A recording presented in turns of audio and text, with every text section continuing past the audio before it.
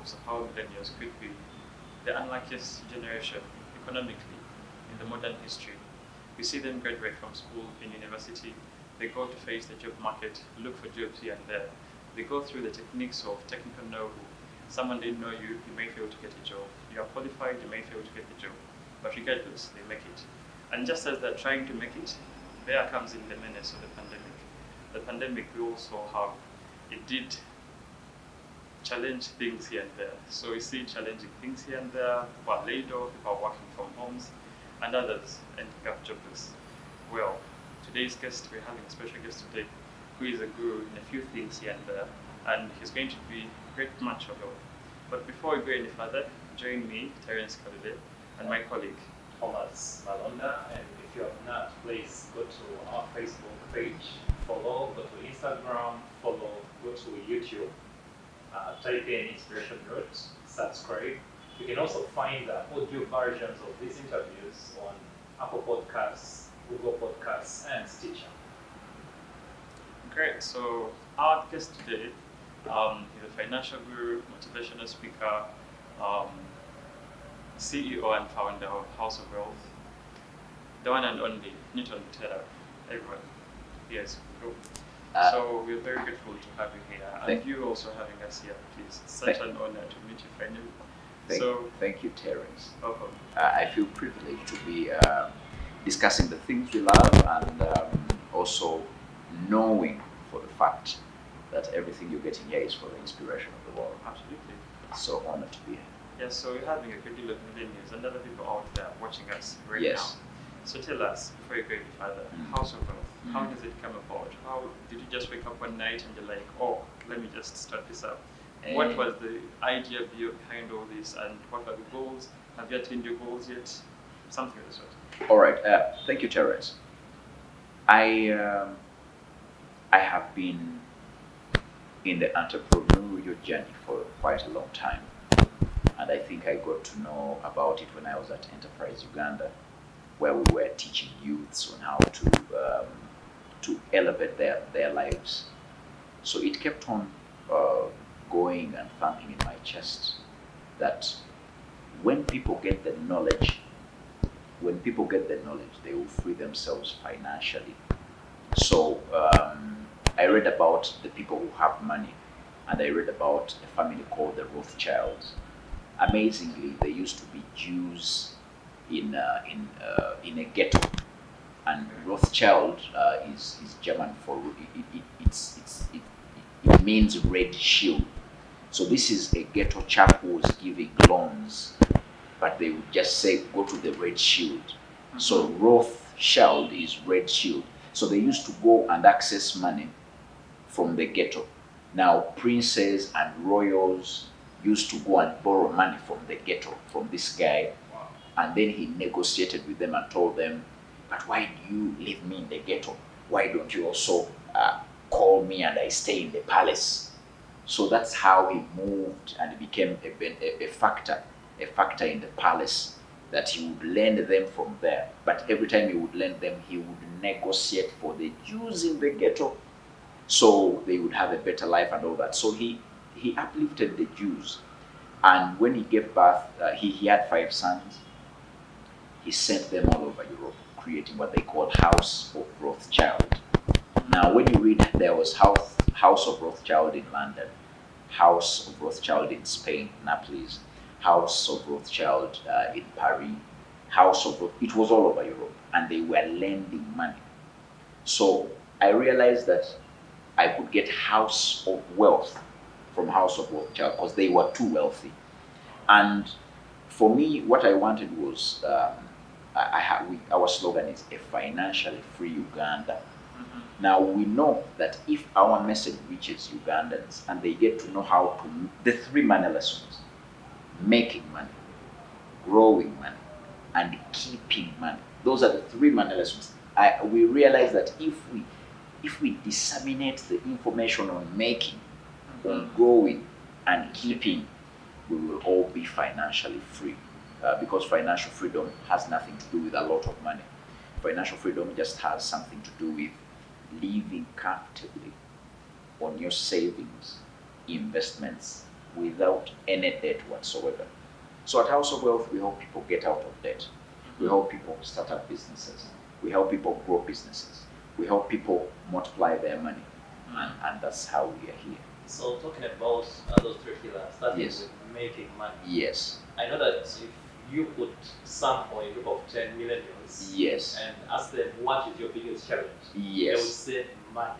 Yes. I don't have money. And there are a number of strategies that Yes. can be used to earn money. Yes. You do it here out of wealth. Yes. But I want to draw from your personal story. Okay. When you're 9 years old, Yes. you used your bicycle Yes. to earn money. A concept which can be called using what you have to get what you need, which is money. True. So that's just one of the ways whoever is watching us can use. Like if they have anything, they can use leverage on it to Yes. earn money. Yes. Besides that, which other things can be done to earn money? But I would also love for you to dig into that story. For anyone who's watching you the first time and wondering what's happened when you're 9 years old. Yes. Thank you very much, Thomas. The key thing, if you really want to be a money person, you have to think money. I don't think I also grew up really thinking money. Okay, I grew up seeing my dad is an entrepreneur, my mom is an entrepreneur, but the money thing did not occur to me just like that. Because when my dad bought me a magical bicycle, I call it magic because it would only break by turning anti-clockwise. I took it to the beach and everyone wanted to ride the bicycle. It was new. It was it's like the time when laptops came. Hey, just people to look at the laptop. So people wanted to ride, but every time they would ride, they would fall off the bike. And it was my cousin who told me, Newton, when this bike finally breaks into pieces, Mosaic won't repair it. So you better find a way. And I'm like, okay, how can I find a way to be able to repair the bike? The next day I was charging money, 200 shillings per lap. And what amazed me was I could average 5,000 Ugandan shillings a day. Now 5,000 shillings a day in 1993 today is 100,000 shillings. I'm imagining what a P4 chap would do with 100,000 shillings. No wonder I would pay my cousin 400 shillings. And my cousin would, when I gave him 400, he would do all the chores at home such that they do not call me. I didn't even know that that was my first employee. So I would give him 400 shillings. He would do the dishes, do the house cleaning, do everything. And they never had to mention my name at home. Where is Newton? Where is Newton? I would be concentrating on making money. But I wanted to let you know, if you're viewing this, that the whole idea of making money is to realize how that pillar works. Making money has everything to do with exchanging your time for reward. So, making money is the basic thing of everything. You do not need even anything. You just need time, which God has already given you, and they will exchange time for reward. For example, if you went and you are a porter at a construction site, you're exchanging your time for reward. If you're an employee, you're exchanging your time for reward. If you're a border guy, you're exchanging time for reward. So making money has in its whole essence exchanging time for reward. Now we, the millennials, the people who were born, I think, around 1981 to date, we are the people who are 40 years, 35, 28, we are the millennials. And the idea is we have not yet appreciated the fact that the greatest discovery of all time was that time is money. That's why you see a millennial can go to a bar for 8 hours. A millennial can converse on phone for 3 hours, free of charge. Now that's the key issue. That's what should shock us. If the greatest discovery of all time is that time is money, When we see you giving it out for free, you are not in the money queue. You've not thought about the wealth queue. You find a millennial who is artistic, and they come and they will decorate a party free of charge when they have spent 5 hours decorating a party. You have to zone into the money-making bit to know that you will always have to exchange your time for pay, because that is making. And there are very many things you can do. You could just put the skill in your head. Most of the people you're going to talk about, you're going to talk to, and you ask them, why aren't you doing this and this? They will tell you, I do not have capital. But then we ask ourselves, what is capital? So we track back the word capital, and we will find it comes from Latin, capitalis. Moves from Latin to Old French, caput. So old actually started with Old French, caput. The Romans grab it and call it capitalis. The English grab it and they say, for us, we will drop the IS, we will call it capital. And its whole essence is to mean head. Absolutely, because caput is head. That's why you see in law what they call a capital offense. Those days used to have you decapitated. So decapitation was to chop off the head. So whereas we've gone to also know that there is that element of capital which would be money, the primary element of capital has to do to concern itself, everything to do with the head. What are we doing with the head? So we bring in the skills. If you learned how to play the piano, the skill of playing the piano will go in the head. Now you don't need the piano. They can call you if they have already bought the piano. You go with the head. If you learn the skill of how to play the guitar, the skill goes in the head. You don't need the guitar. The church will just call you that we have a concert, and you tell them, do you have a guitar? They will say, we have everything. We have the speakers. So the world is a stage that has already been set. We just need an actor, which is you and me. I've been a motivational speaker for so long. I've never moved with my microphone. Never. I find the microphone there. I find the speakers there. I even find the people. I've never gone to a motivational speaking event when I'm the one inviting the people. Someone invites the audience, and that someone did not give birth to anyone in the audience. So people have been given birth elsewhere for you. For you, your role is to come and showcase. Someone has already given birth to who will be in your audience. Someone has already designed the microphone and the speakers. Someone has already even constructed the hall. You don't need to construct the hall. So you bring your value. You just come with the head, the capitalis. You come to the occasion with the head. Look at the musician. Look at the guy who sings. Just the voice and Look at the guy who dances. Look at the doctor. You mean to tell me the cancer machine was designed by the doctors we have? No, the doctor just comes with his head. Pa, pa, pa, pa, pa. Look at the X-ray scanners. Look at the ultrasound scanners. They are not designed by doctors. There is no single hospital with a bed that was designed by a doctor. Think about it. A hospital is designed. They put in beds. The doctor comes with his head. So he comes to pick the skill from the capitalist. Then he will be paid according to time. So that means the first step is getting that skill Exactly. to the head. Exactly. And the skills are all over. There is a guy called Yanis. You will check on him on the internet. He's one of the world's greatest musicians. He has composed a full song on a nightingale, which is a bird. Can you imagine? And he has a concert which is fully paid, and people have come to listen to the song called Nightingale.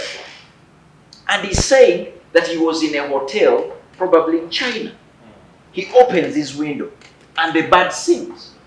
And he gets that sound into his ear and is like, I must now reproduce this in a piano.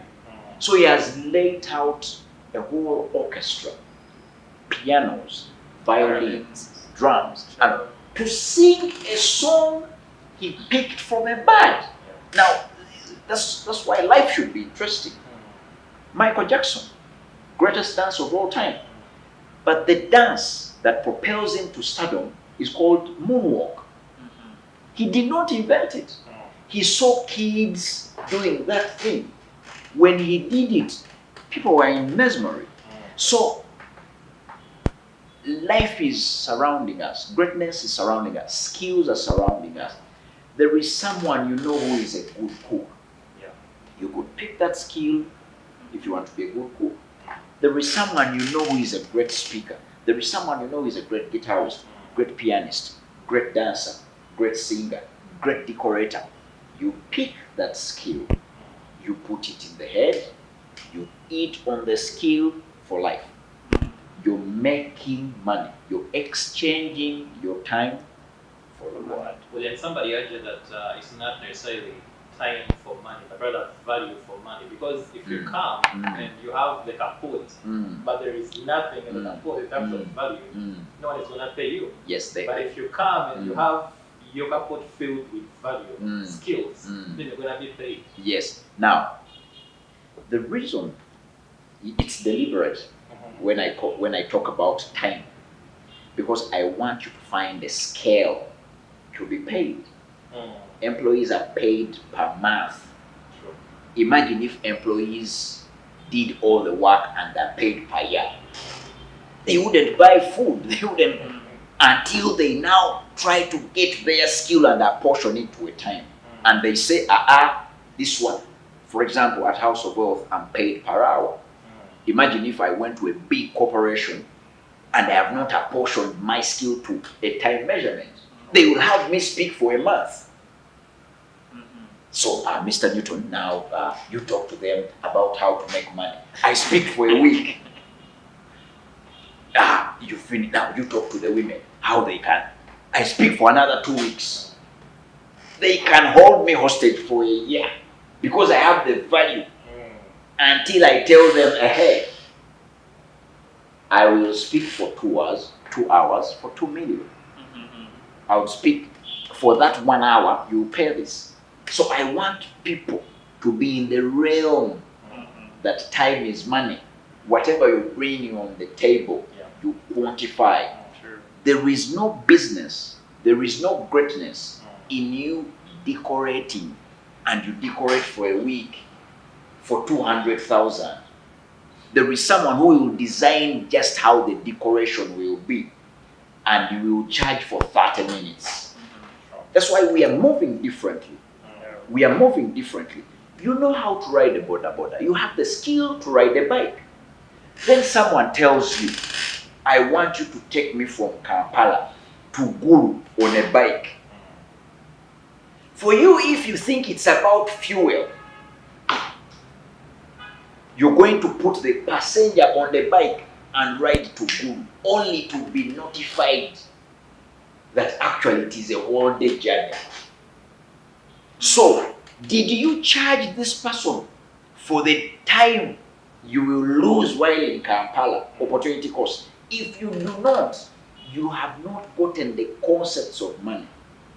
So that's why I usually want people to carry the thought process that you're exchanging your time for money. And when you convert everything to time and money, you will realize why some of us have not yet been kidnapped. You get, because the person who kidnaps you will be charging for ransom. And then when they realize you're not so valuable, they'll be like, that one you do not keep. That's why there is a stand-up comedian who joked that it's very hard to find black hostages. Wow. Well, yes.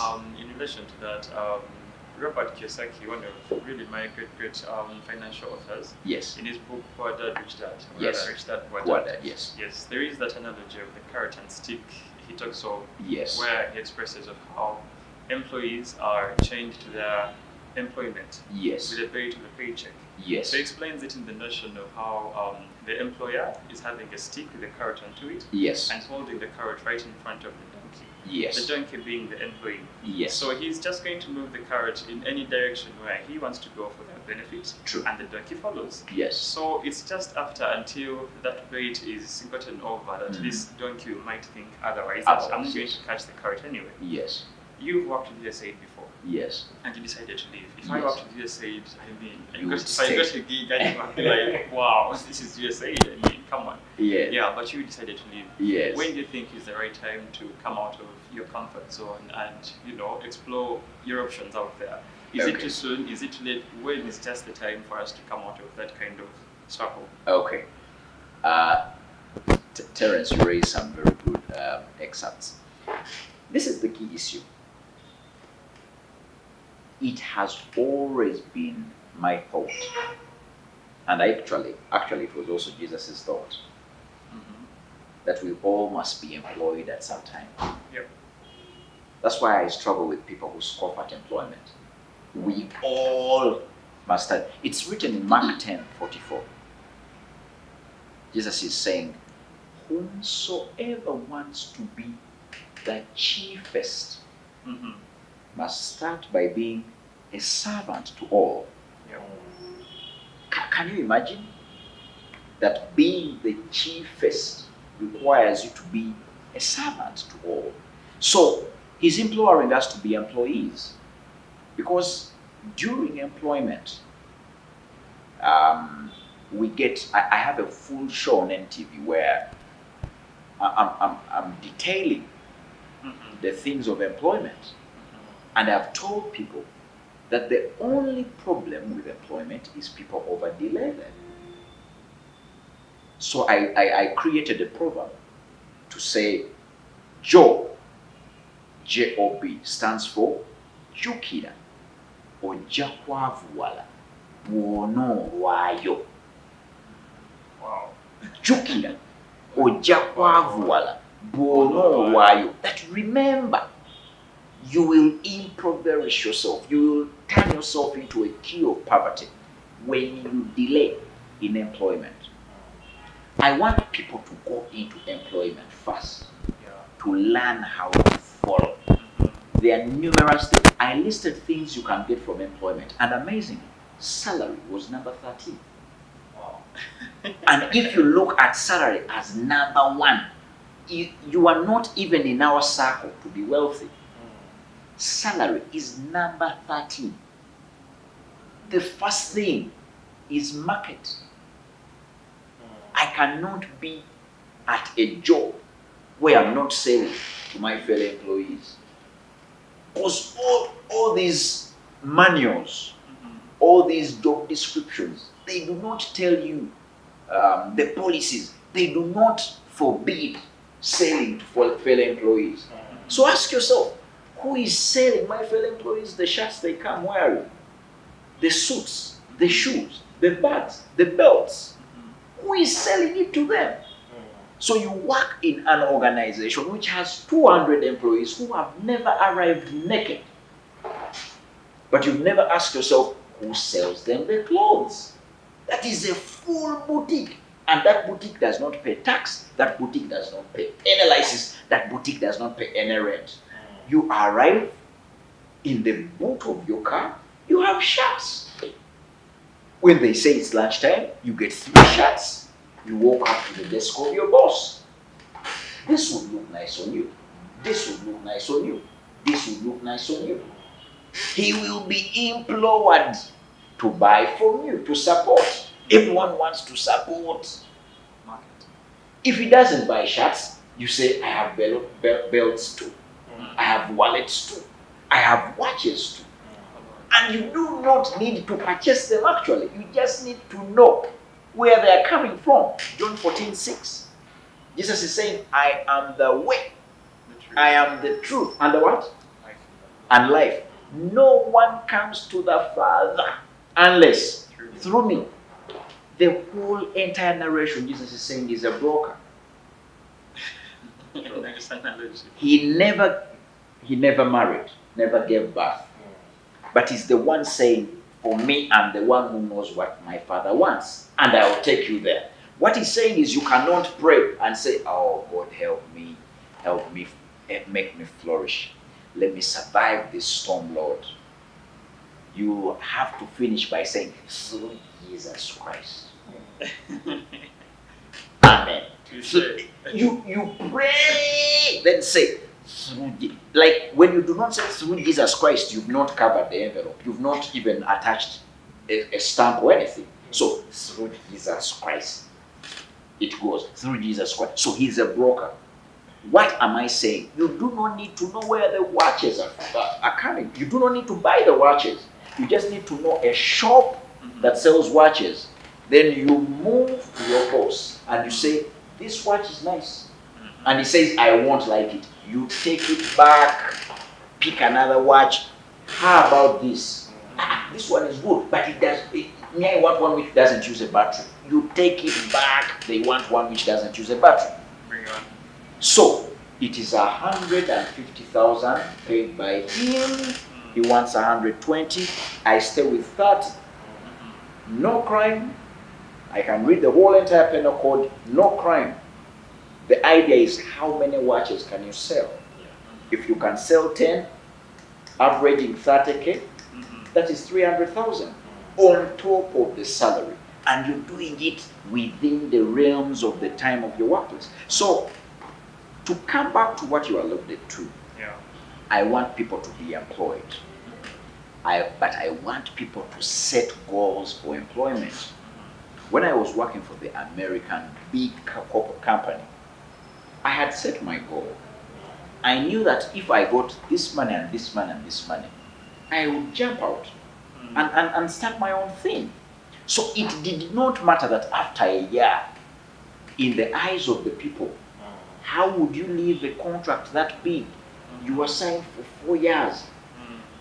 You have been promised to be even given shares. You have life.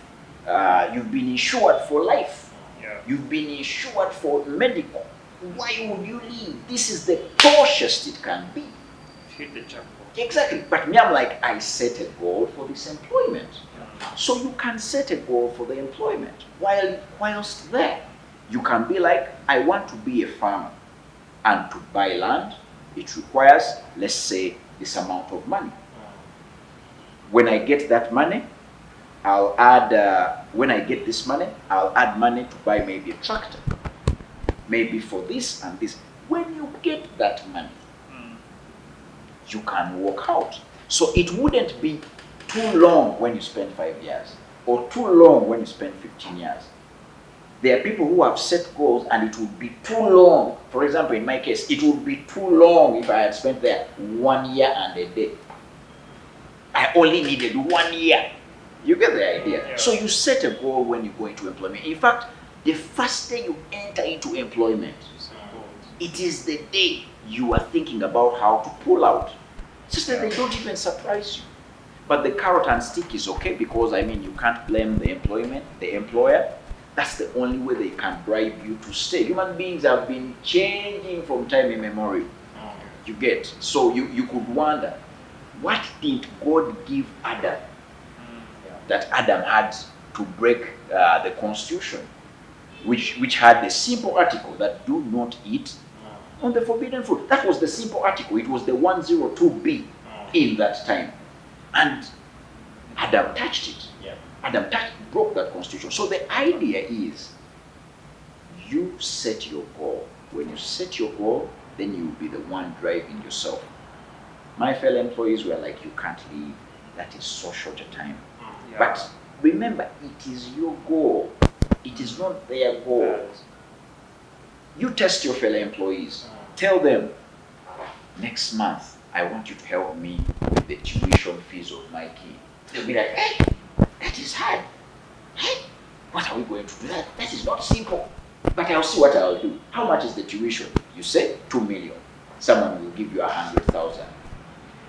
The person giving you 100,000 will feel bad when you're leaving, because people have different interests when you're working with them. There are people who want you as their support system. if you're a funny chap, if you give them money, miss out on deadlines, they won't want you to leave. But you need to ask yourself, what is my goal? If your goal is to quit in a year, or 2, or 3, or 4, or 5, or 10, so be it. Plan accordingly. Yeah. So you save towards it, then you come out very That means you positive. need to be working more on yourself than you do on It has always been a personal endeavor. Yes, you're working on yourself. So, still Yes. building on that, Yes. Jim Rohn, according to me, is one of the greatest speakers. It's amazing. So, he one time said that the most important thing in life Mm. is not what you get from a place, Yes. but rather whom you become. Okay. So, drawing still from your story, Yes. when you return from boarding section, Yes. return home, your dad took you to a hardware store Yes. and asked you to work with them. Yes. You were not making enough money like you used to make. As a with kid, the yes, money. yes. So it was not about the pay at that point. Yes. It was about what skills was imparting in you. And you mentioned that True you that. learned conflict management, customer Negotiation. service, negotiation. Yes. From To the point- hardware shop. Exactly. To the point that when your dad was away, Mm. you could run the hardware at True. that age. Truly, and so, So yes. I would like you to speak to the people watching us today Mm. the purpose of process. The purpose of Because yes. you talk about millennials Mm. who are, some of them are graduating, but this week we have people graduating. Yes. So the first thing they are thinking about is how can I hit the jackpot so fast? Yes. Yes. They do know that it takes a process. You need to Yes. first work on yourself Yes. before money comes to you. Yes. So can you elaborate on that? Yes. What is the process in terms of growing towards financial independence? There is a story about a factory which had a guard, and every day there was this employee who walked past the guard with a wheelbarrow and a small box which had sawdust. So the guard will not check the wheelbarrow, but he will check the box and find sawdust and let this employee go out of the gate. One week, the guy comes with a wheelbarrow, and the wheelbarrow has a small box which has sawdust. Yeah. So the askari just checks the small box, sees sawdust. But then after like some good time, it would have been like a month, the guard, the security guy, asks the employee that I have a feeling you're doing something wrong. You share with me. Why are you every day passing by this gate with a wheelbarrow and a small box with sawdust?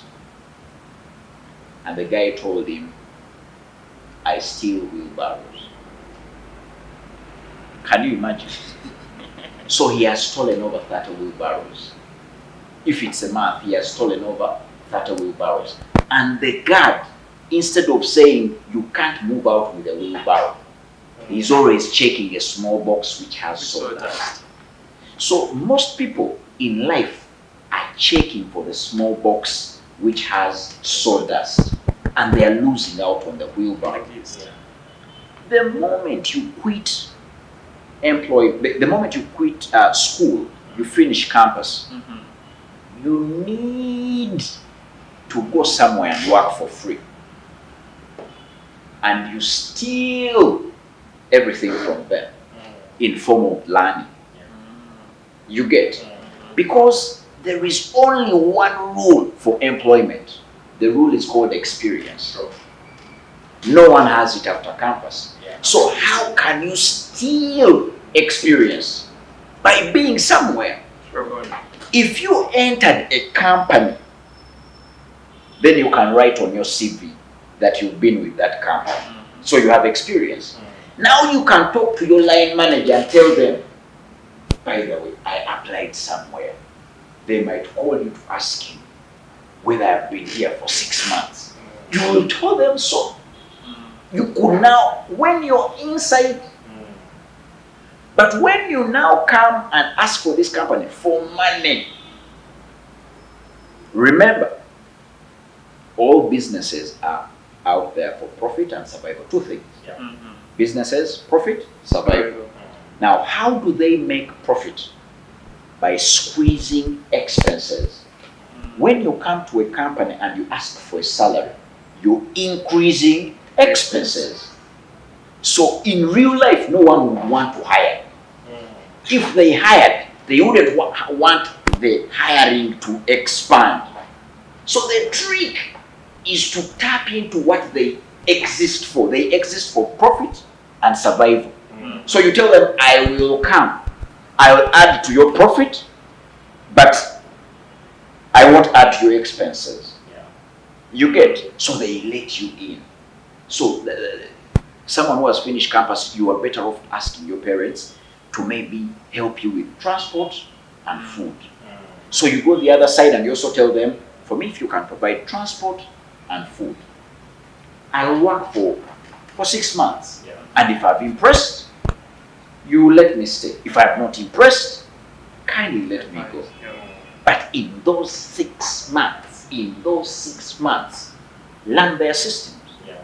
Learn how they get clients, how they do things, how they fire, how they hire, how they file taxes. You can learn all those things. The day you want to say bye, they will call you to the HR's office and tell you, we actually figured that you were an asset to this organization. We intend to retain you. That's the story when you say you want to go. Or when you are leaving and they do not have the funds to retain you. They want now to write recommendations for you. That she has been here, she has been good, he has been hardworking, he has been creative and all that. And those are the things you need as passwords to your new endeavors. Yeah, well, yes. That's a great one. Still about Kiyosaki, in the Yes. middle of his books, there is a quadrant tool usually he talks about. The cash flow quadrant. Yeah, where he talks about employees, the self-employed people, business people, and also investors. But tapping into the employees, which is quite the biggest percentage in which millennials fall, Yes. there is that aspect where he talks of how a great deal of what affects their earnings are the expenses. These expenses can come off as money predators. I'm speaking taxes, NSSF, OTT, top of LST, local service tax, and etc. You could be having a girlfriend, you could be having fuel for your vehicle, you could utilities, rent, electricity, and all that. So there are all these great kind of money predators, I want to call them so. So how best can we have our earnings, still be able to cater for the inevitable expenses, and still be able to avoid unnecessary money predators from preying on our earnings? Okay. Very good question, and I'm going to pick the question, grow it, then we'll pick the answer from the growth. In Mark 11:12, Jesus was feeling very hungry. So he saw a fig tree full of leaves, and he approached the tree, searched the whole entire tree. No fig. No fig. Jesus was like, if this tree wants me to die of ulcers, let me also curse it. He cast it. Yeah. So he cursed it and said, no one will eat from you forever. So the tree dries, and that's where I think University of London, my university, that's where we got the motto in Latin, esse quam videri, to be rather than to seem. Most of the people, not in Uganda alone, not in UK, not in China, not in US, not in Australia or Canada, most of the people take on the character of the fig tree, full of leaves to showcase that they have figs. But when you check, there is no single fig. It's called living beyond the means. You find someone with cars, with a posh home, with all this, but their bank account has no money. Someone with designer clothes, designer phones, designer watches, designer perfumes, but they are seeming rich, but they are not rich. So esse quam videri, to be, always choose to be rather than to to save. Now, look at a scenario of a young person. You know, they usually say that if you're the firstborn, you're the assistant father, or you're the deputed mother. Deputed parent. So in Uganda, we have, and unlike in any other country which is of developing nature, we have this thing of dependency. When you're the firstborn, your parents have paid for you. They tell you, now you look after these other four who follow you. You look after these other two. So as you're looking at them, your sister also gives birth, and you're looking at the child. You have people in the village. So you it's like you're doing nunchucks. You're doing that. So the idea is, know what you can handle. Yeah. It should be okay to stay single for a moment if you cannot take on the prerequisites of a marriage. Thank you. I've been doing a series on my Facebook lives. I've brought so far. The series is called "How Did They Make It?" Yeah. So far, I've analyzed Moana. Yeah. I've analyzed Richard Branson and Jack Ma. Mm-hmm. Moana was on the African continent. Richard Branson is in Europe. Jack Ma is in China. Yeah. The amazing denominator. They all have or had one wife, 3 kids. It's only people here who have now recognized the effect of dependency on their incomes that they are okay to give birth to 5 kids and fall out with that woman and go with another woman, And give catch up with birth another to later. 3 kids. Yeah. And then on the side also have 2 kids. You get the idea? Yeah. Now, if you are going to live such a life where you have 10 dependents, you're in very big trouble. You are actually better off thinking about and saying, this is what I can afford. Let me live within my means. One way that some people have tried to overcome money going out of them is Yes, through budgeting, exactly. and many people have Yes. come up with formulae for their money. Yes, Famous guy called Brian Tracy yes, has a financial formula which Yes. I've personally found super interesting. yes, It's called 50, 20, 10, 10, 10. In yes, that, for every amount of money you get, yes, save 50%, yes, use 20% for your needs. yes, The first 10% is tithe, the yes, second is for charity, yes, the third is investment. yes. Then also Jim Rohn one time said that never spend more than 70% of your income. Yes, So still talking about the thing of protecting your money from manipulators. yes. Do you have a particular formula that you Yes. used in your life which Yes. you can share with our That viewers? yes. The general one of never spend more than 70% of your income is picked from the richest man in Babylon. That's where I also got that formula. The richest man in Babylon, Carlson shares that 70% is your means.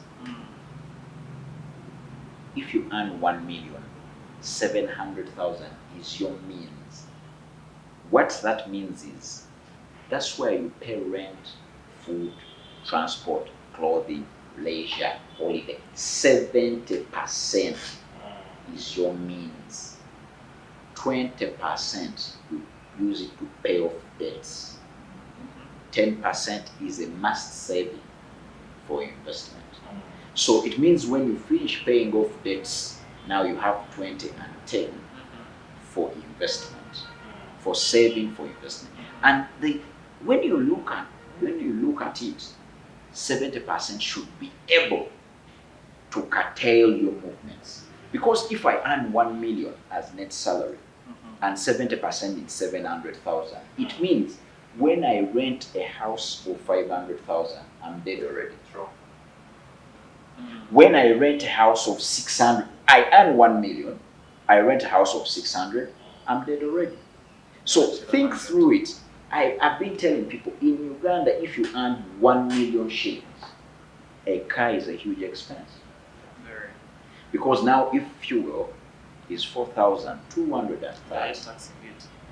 you get 4,230, and every day to do the car round is like 20,000. Maintenance. So it means you're going to have 600,000 taken by a car. Mhm. If you earn 1 million in Uganda, you shouldn't be driving, because the car will take 600,000 from you, unbeknownst to you. You're doing car wash, you're doing service, you're doing some minor repairs, you're buying fuel. So that's 600,000. When you chop, it is 60% of the 1 million. Mm. It means you haven't bought food, you haven't paid rent, you haven't done leisure, you haven't bought any clothing. You must, and as a must, borrow. Mm. Now, when you borrow, it means you're living expensively. So you won't be financially free, because financial freedom is living comfortably on your savings, investments, without any debt whatsoever. It starts with living within your means, which is 70% of your income. It's the formula. I've seen it.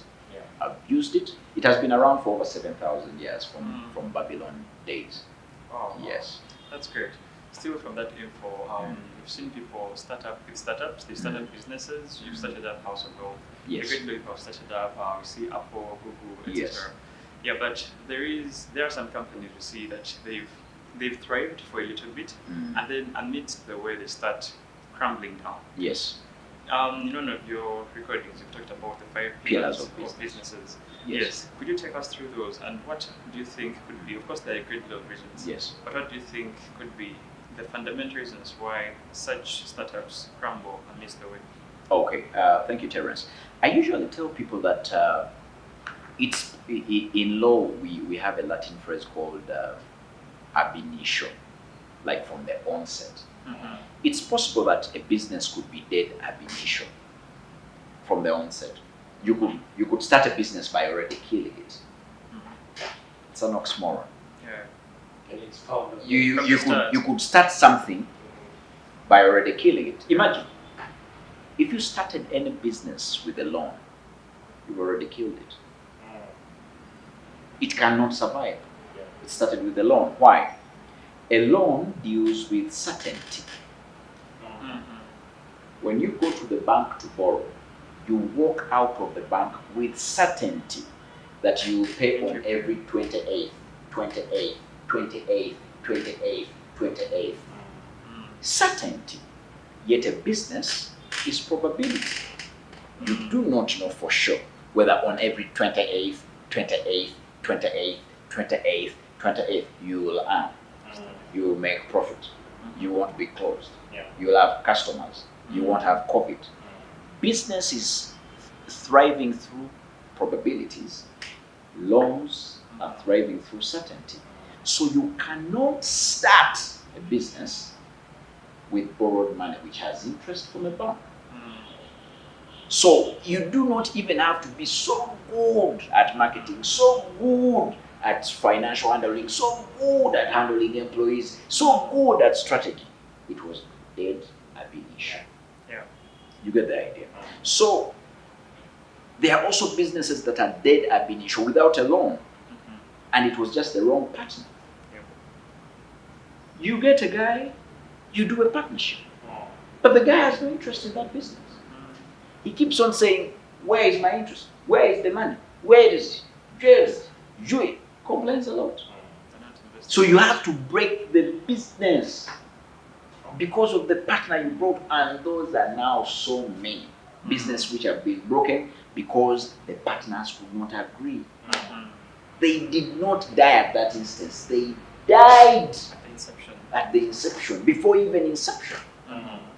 This guy did not check out his partner. He thought because they stayed together at campus, because they fun together. sat together at a wedding, because they prayed together, they should have the same values for business. Mm. No way, not possible. So I usually advise people that it's not possible that you're that intelligent, and God intended it. That's why you see When you're sick, someone who labored to learn medicine will be the one to treat you. For you, you will only be having knowledge of where the pain is. Yeah. So they will ask you, where do you feel the pain? Chiulira mugongo, then single, then two. That's what you know, but you do not know how to relieve the pain. A doctor will help you. When you're struggling with your lands and your legal issues, a lawyer will help you. So lawyers will help you with the law. Doctors will help you with medicinal things and health. Accountants will help you balance books. Mechanics will help you with your car. Tailors. So why would you convince, particularly me, that there is no person whom God made and for him he knows about money, that he can advise you on money? Yeah. For some reason, all of us, when we make some money, we become super intelligent. That's why we actually lose it. That's why you see when people start up businesses and the businesses blossom and they bring the money, then they fail. This person probably rewards themselves with a car, or is like, okay, I think now this is the time when I marry this woman will run when I do not marry. So they get the money, they do the marriage. So the idea really is there is something called a financial advisor, a person who has labored to know the business trends, to know how money operates, to know how you should start. And that's what we do at House of Wealth. I help people, like I told you about the 3 pillars: making money, growing money, keeping money. And that's what we do. We advise people. And amazingly, we have testimony after testimony. We do not even call these people to give testimonies. Guys just send me messages and they tell me, you guy, what you told me. If I could get you things here, let me get you someone called Javira of Spywoods. Now Javira came here, and I would like to tell you he was starting up his business. But when the business grew, he came here and I advised him on how to grow it more, how to use his money. And recently, he has bought a laser machine which is going to cut the wood. This is from Alibaba. This thing is expensive. It's over like $20,000. Now he's saying, he's giving me gifts. Thank you so much for inspiring me. Look at his work. Look at his work. Wow. He's making chandeliers. Look at his work. You get the idea. Now this is the guy who started. He knows that he's very good at making this. But he knows someone should teach him how to make the money out of it and how to maximize the money. And he's not alone. There is a guy called Travis. They are numerous, as in the people are simply so many. He was like, Newton, when you told me about time and money, it made sense that what do I do in a day? So he has bought a van. These things are moving, you see. Yeah. He has bought a van. And if you listen to the audio will push you to tears. He's saying, you man, I do not know how to thank you. Who is an investor, first of all? An investor is someone who already has their money. And now they want to send their money on their job. Yeah. You cannot start doing investment things when you do not already have the money. True. You hear someone making some little money and they say they are going to buy land. I am into land selling. But I usually tell people to only buy land such that when they come back, we sell it and they do business to grow the money. Yep. You hear someone building rentals. You hear someone constructing a home. What does Proverbs 24:27 say? It's a whole article. The Bible is the constitution of life. And the article in the chapter of Proverbs, sub-article 24, paragraph 27 is saying, go and organize your source of earning, then later go build a home. That's what the Bible is saying. All people who have done the other way around by starting to build a home, then working on the business have failed.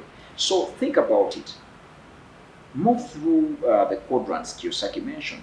Be employed, then go into self-employment, then go into business, then when the money accumulates, become an investor.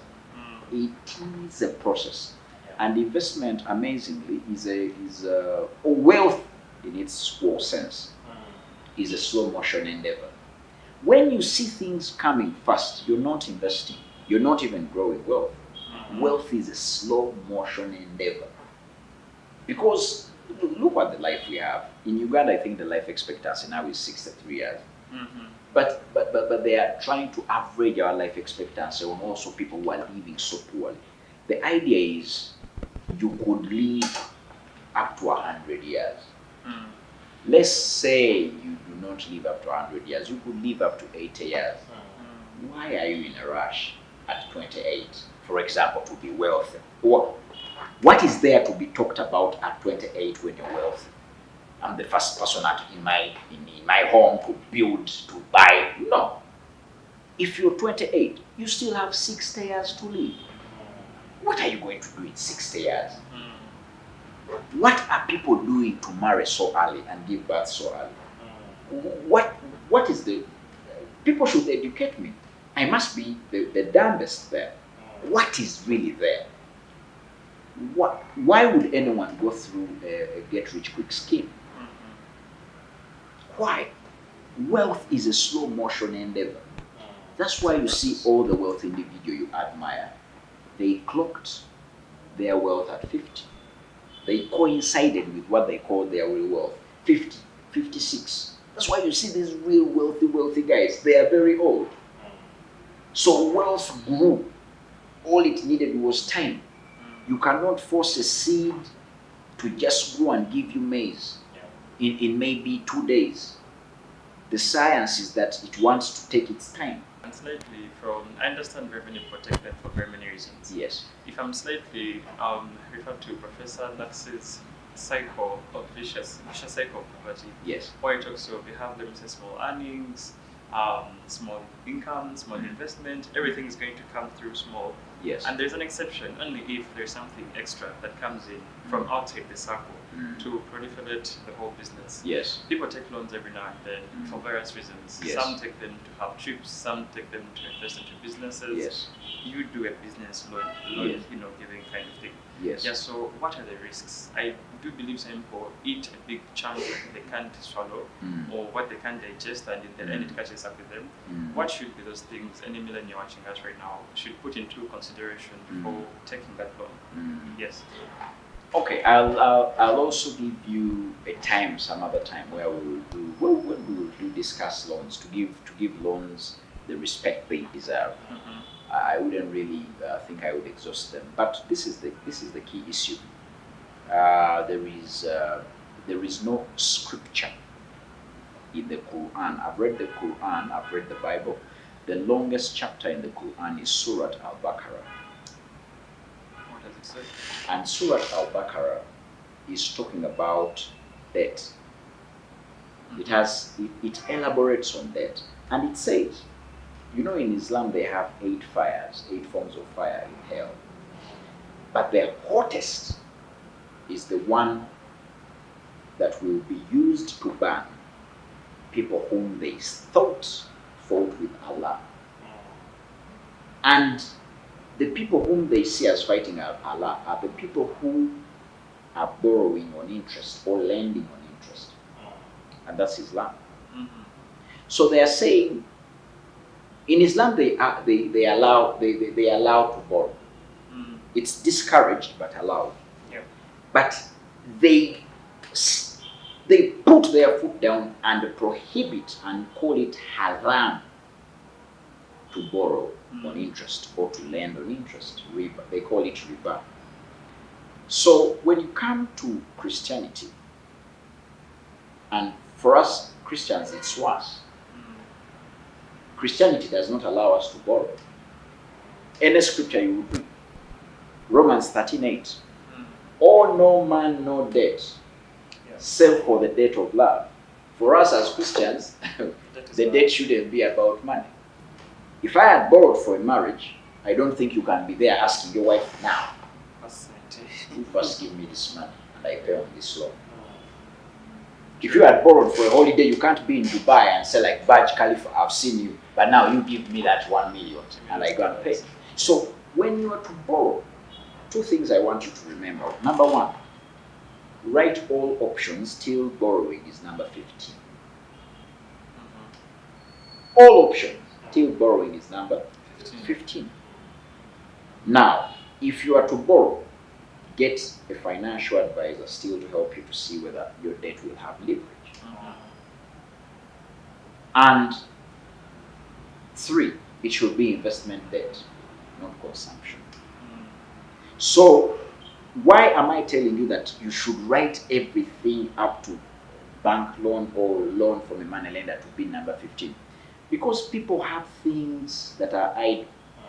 Did you know that if you have land, you could rent it out and you earn money? Yeah. If you had an old car, you could sell it and you get capital. If you had clothes you are not wearing, they're not different from second-hand clothes. Yeah. People are selling second-hand shoes. People are selling. What can you do to get some money? You could borrow from your parents. They would be less harsh than a bank. Yeah. You could borrow from a family circle. You could actually pool money from your classmates and from an investment club. Wow, that has been very thrilling. I have to say I'm thrilled by your knowledge on scripture and verse. Thank you. We should find an institute somewhere to confer onto you Hey, theological degree or something, but that was really thrilling. Thank you, Terence. You've already given us our takeaway. Yes. But if there is anything split, Akatele Keka. take it to a millennial watching us right now. Please dispense. Yes. If you're watching this, but I will summarize the two things in one. Okay. Diet is not about only what we eat, or what we eat is not only going to be in food. You've been feeding on this message with your ears. That's eating. There are other things you eat with your eyes. You shouldn't be surprised when they say in Matthew 5:28 that any man who sees himself lustfully with a woman, in heaven he has committed sin. They do not even want you to go and sleep with the woman. You don't even get to know the price of a condom or even pay for a lodge. In heaven, it's immaterial. For them, they say, did Newton see himself and draw pictures sleeping with that woman in his head? It's a sin. So, sinning is in the head. In law, we have a maxim, and it says, actus reus non facit reo, nisi mens sit rea. It's Latin. For a guilty act in itself is not guilty unless the mind is guilty. And that's the only time they can find you guilty for murder. Not that you killed the dead bodies there, but the mind must also be checked to see that you had malice aforethought, you premeditated about this death, and you later executed the death. The mind is that powerful. The question is, what are you feeding it on? What are you watching? What are you listening to? What are you texting? When you are on Facebook abusing people, are you a qualified abuser? Can you show us a certificate of abuse? License. You have a certificate in journalism, but you're not practicing journalism. You're practicing abuse. Galatians 6:7. Do not be deceived, for what man soweth, man reapeth. So when you're an abuser, it means even when you write a book, it should be about abuse. These are things we should drop off, and then we start pursuing the things we've been certified in. Yeah. So check what you're feeding on. Check what you're feeding on with your eyes. Can you imagine what people feed on with their noses can result into corona? Oh, yeah. Corona was not passing through eyes. Corona was passing through the nose. So you feed your nose on any moisture or any gas, you're taking in corona. So the idea is we should be very wary on what we associate our ears, our eyes, our noses, our mouths, and our thought process with. That way, we'll be reaching heights insurmountable. Thank you very much. Yeah, so it's been a pleasure having you, Mr. Newton. But before we leave, it would be great for everybody watching us to know how they can get in touch with you to tap on all that wisdom, Bible wisdom, Quran, and the financial wisdom. Hey. Yeah. Okay, if you read the Quran, Surat Al-Dariyat, that's chapter 51, verse 58, it says, remind the believers, for reminding helps the believers.